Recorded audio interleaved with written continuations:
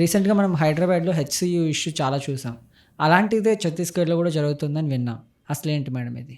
ఈ మధ్యలో ఏమైతుంది అంటే డెవలప్‌మెంట్, కన్‌స్ట్రక్షను, ఇన్‌ఫ్రాస్ట్రక్చరు స్టేట్‌ని డెవలప్ చేద్దామని చెప్పేసి, లేకపోతే కోల్ మైనింగ్ అని, ఇదని, అదని చెప్పేసి మొత్తం ఎన్వైర్న్‌మెంట్‌ని ఖరాబ్ చేయడం ఒక పెద్ద ఇదైపోయింది. అంటే ఒక కొత్త ట్రెండ్ లాగా స్టార్ట్ అయింది. ప్రతి స్టేట్ డెవలప్‌మెంట్ చెయ్యాలి, చెయ్యొద్దని అంటలేను. But not at the cost of environment. ఎట్లా అంటే అంటే ఎన్వైర్న్మెంట్ ఖరాబ్ చేసుకుంటూ, ప్రకృతిని ఖరాబ్ చేసుకుంటూ, దాని మీద రోడ్స్ వేసుకుంటూ పోతుంటా అంటే ఆ రోడ్స్ ఎందుకు పనికొస్తాయి? చెట్లన్నీ కొట్టేసుకుంటూ వెళ్తే ఎందుకు పనికొస్తాయి?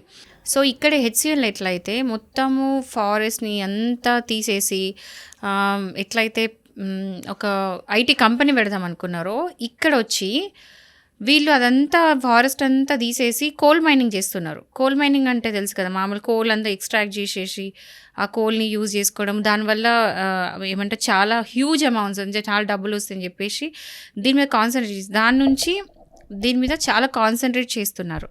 అండ్ దాని నుంచి ఎలక్ట్రిసిటీ అనేది ప్రొడ్యూస్ చేస్తున్నారు.